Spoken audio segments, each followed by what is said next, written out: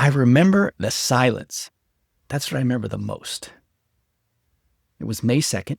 It was a warm and sunny day. The windows were open on the bus, so wind was blowing through it, and handcuffs were digging into my wrists. There were fewer than 10 of us on that bus, and we were riding in complete quiet. It was an old converted school bus, and it could have held 40 people easily, so it felt kind of like a ghost ship. It was just the hum of the tires on the highway. That's all you heard, nothing else. I was not sure what to feel. I felt ashamed. I felt relieved. I felt uneasy. I felt a lot of things. And that's when it hit me. How did I get here? How did I end up on this bus headed to prison? What happened to my somewhat privileged life to put me in this situation? I know it happened, but all the things got me here. But somewhere in that silence, another thought came to me, and it was, how can I come out of this better than when I was going into this? And that single question changed everything. I didn't have all the answers, but I knew 3 things. First, I was going to write. I was going to write, and I was going to read all about business. I still remember opening the first business book. It was so different than all the noise around me, because it felt like just oxygen. Pages became my escape, and also my weapon, because I wasn't just passing time. I was absolutely feeding my mind every day. And the second thing I knew, I was going to take care of my body. Working out became a 6-day-a-week ritual.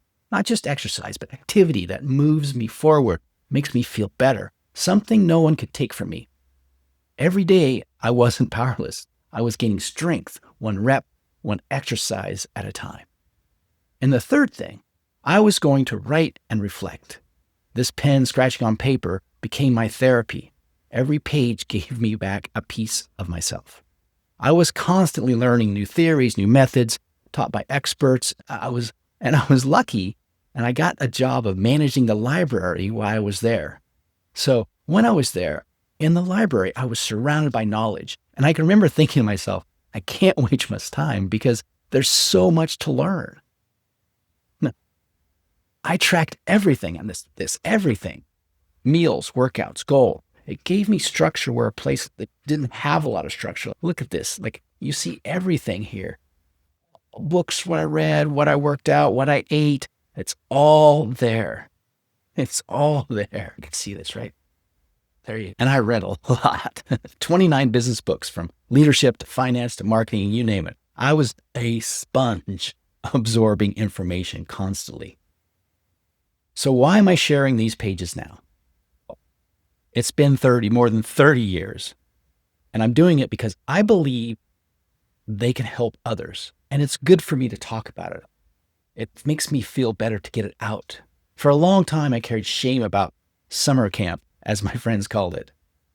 Now, when I came home, believe me, I didn't tell people, I didn't bring it up in conversation. When someone asked me, what have you been doing lately? I didn't say, oh, by the way. I thought if they knew where I was, they'd see me less and they wouldn't count me as maybe they're equal. I didn't really enjoy sharing the details at that point. But the truth is, everyone hides something. I bet everyone listening right now is hiding something from someone. Maybe it's a bankruptcy, maybe it's a divorce or some kind of addiction or a failed business or whatever. The details differ, but hiding, it feels the same. Shame and embarrassment make us wear different masks. We present what we think people will accept instead of showing who we really are. And that is no really way to live. Now, I know it took me several years before I would really talk about the details of summer camp. The truth is, freedom starts the moment you choose to move forward without shame. And that's what these pages are all about, moving forward. Now, I didn't walk back into freedom after 261 days with everything figured out. I was far from that. But I did have a different attitude, a different mentality about things. Within 12 months of being released, a partner and I had acquired a small travel magazine, and 4 years later, we sold it. And then I co-founded a software company that was in the crash of 2000, so that wasn't great, but it was a great experience. I learned a really good lesson about how to partner with people and making sure you partner with the right people. And the next one, it was a real estate software app, and we raised $2 million from angel investors, had offices in 2 different cities, and 4 years later, we sold that. So since being released, I have started 6 companies, sold 2, led others as a president, and got a real MBA. Now, I've had successes and failures, but the foundation from summer camp gave me the understanding and perspective on how to keep moving forward. And that's what this podcast is called, From Prison to President. Because I've lived both ends of the story. I have walked the walk for sure.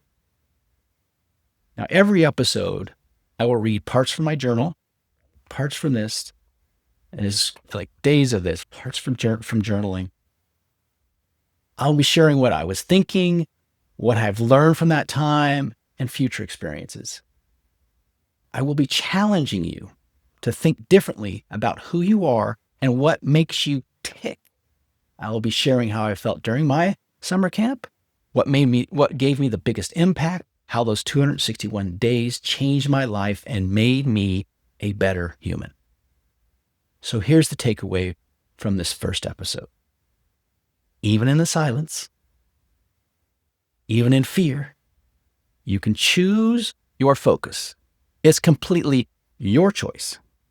On that bus ride, I could have focused on shame, on embarrassment, on fear, on regret, on any number of things. But I chose to focus on forward. What will I do with this time? How can I make it count? How can I be a better human? And that's some of the same choices every business owner has to make when things get hard. And things will get hard. Believe me. So you can choose to focus backward, back there, or you can choose to focus forward, up there. And I love this analogy. When you're driving a car, the windshield is 50 times bigger than the rearview mirror for a reason, because where you're headed matters way more than where you've been. So ask yourself today, am I staring at the rearview mirror of my mistakes, or am I looking through the windshield at what's ahead? That was the first step of many steps in my journey during my 261 days in prison. If this meant something to you, share it with that someone who's building, struggling, or starting over, whatever it may be. Believe me, they will appreciate it.